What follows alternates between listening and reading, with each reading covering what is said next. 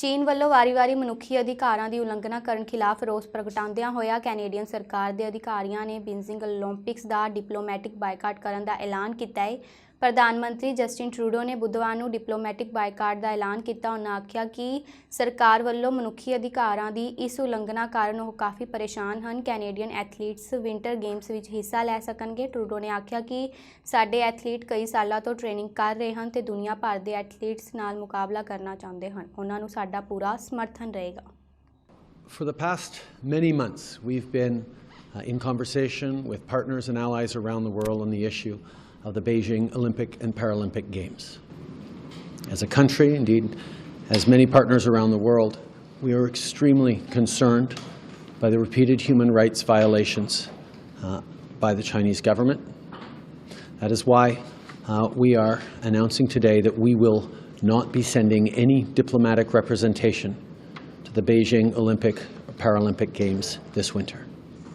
Our athletes have been training for years and are looking forward to compete at the highest level against athletes from around the world, and they will continue to have all of our fullest support as they show the extraordinary success that Canada has at Winter Olympic Games.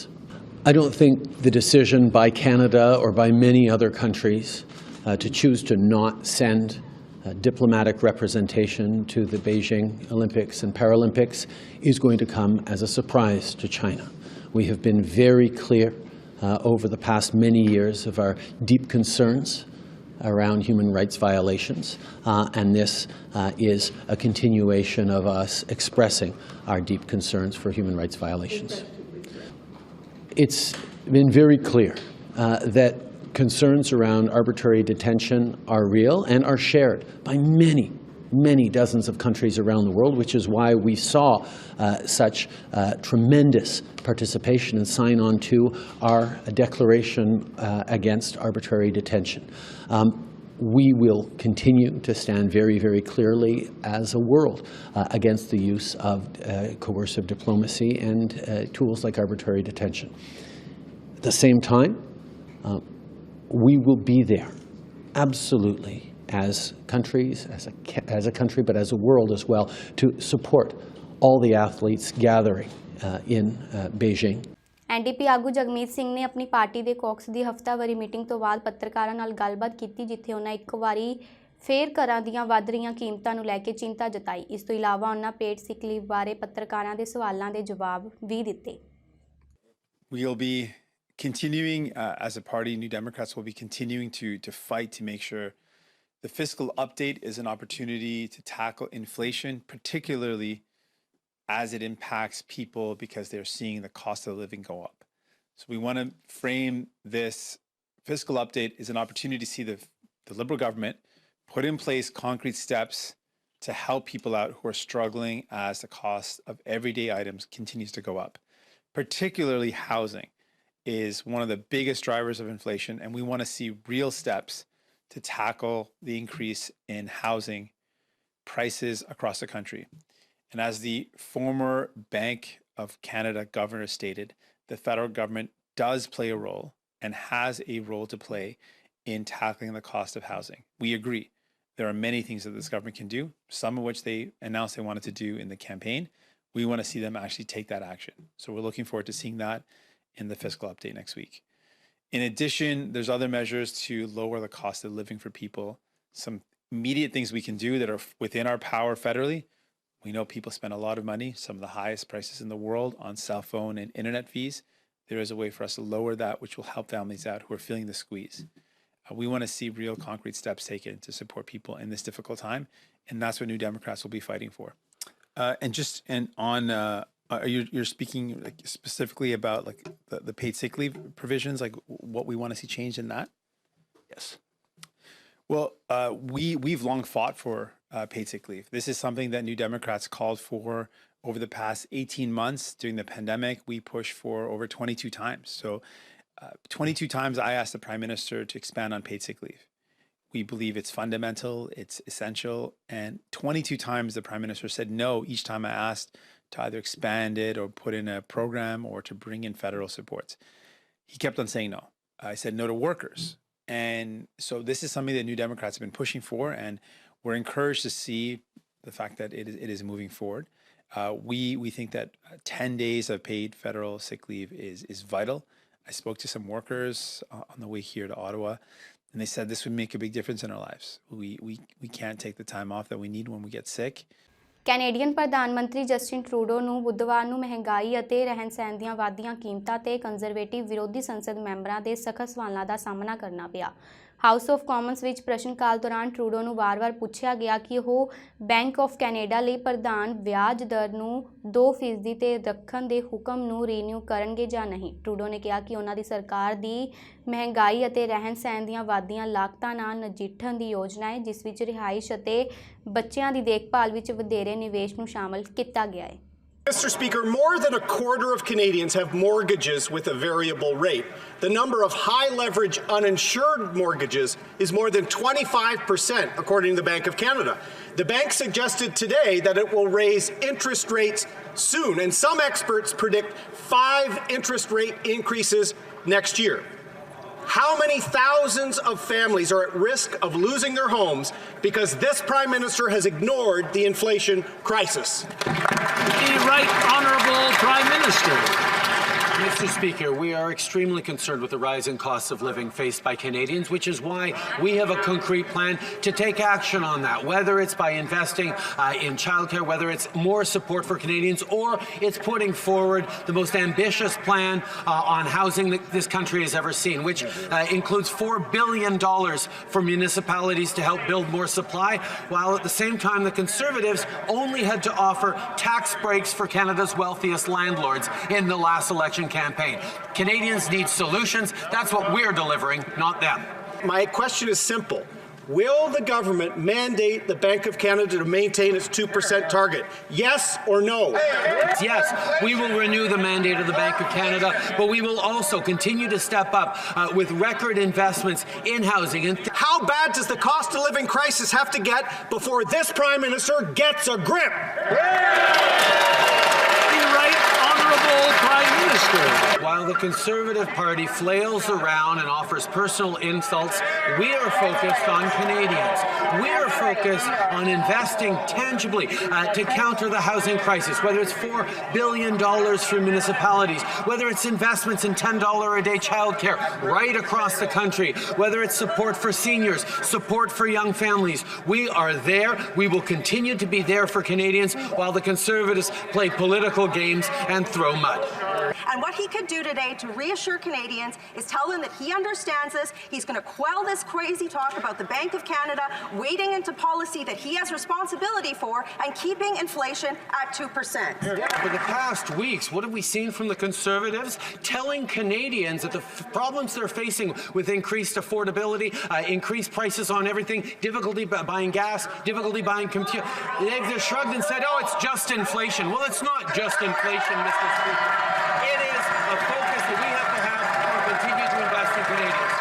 While they play word games, we are focused on delivering on housing, delivering on childcare, delivering on the support that Canadians need while they play cheap political games.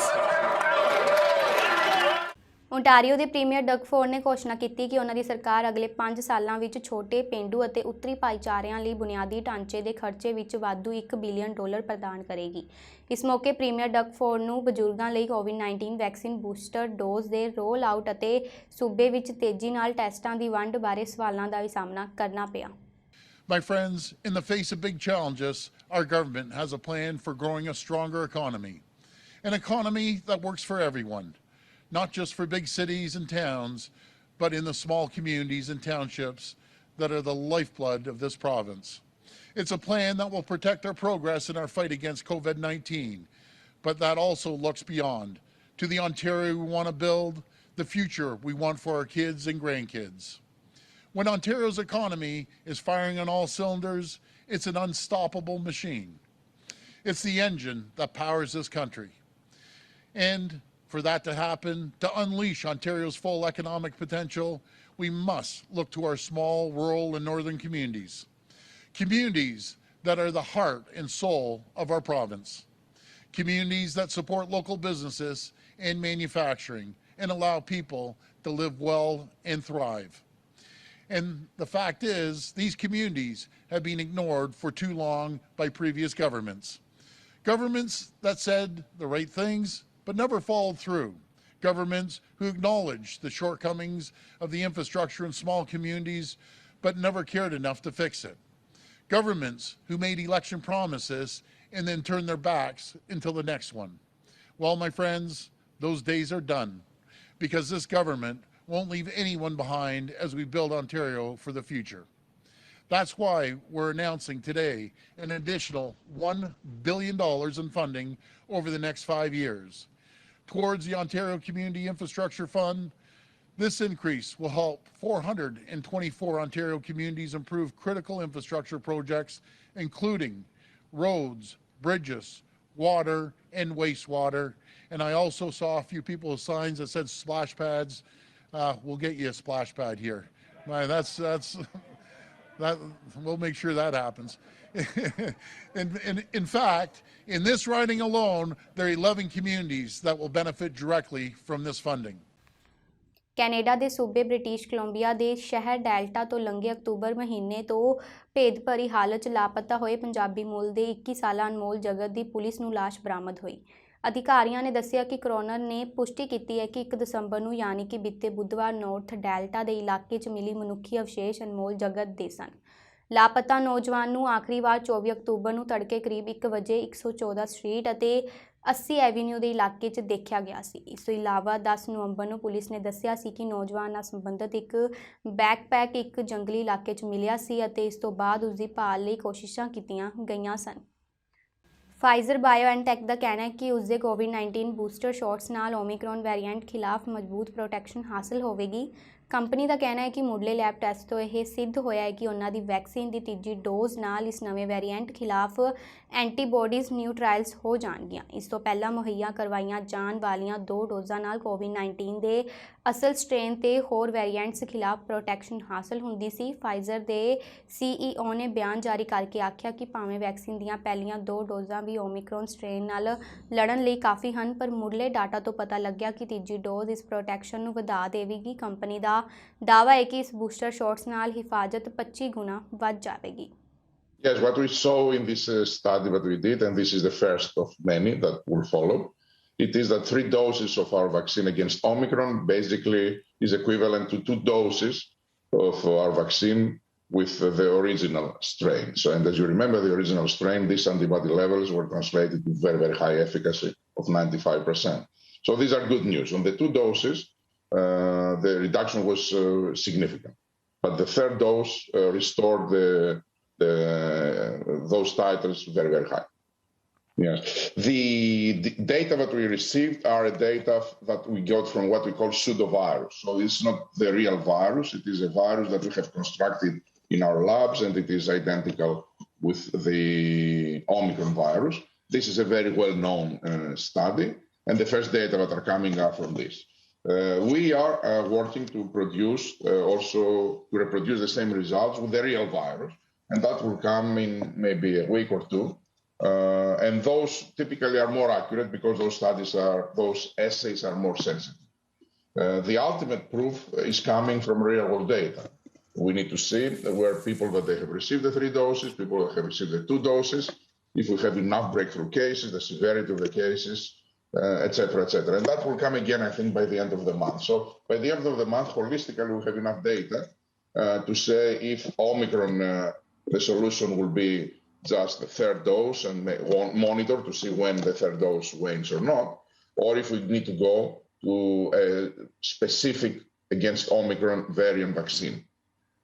Again, based on the studies that we did, because we didn't test only the current vaccine against Omicron, we tested some other vaccines that we have in our toolbox that are not commercially available, but they have been constructed just in case. We are getting enough conclusions to believe that if there is a need for an Omicron, which we are working, that should be a very good one. I think we should have a good chances, if we need an Omicron vaccine, to have it in March, to be very, very effective, and that we will not lose any of our 4 billion annual capacity if we have to switch to an Omicron vaccine. So all of that are good news.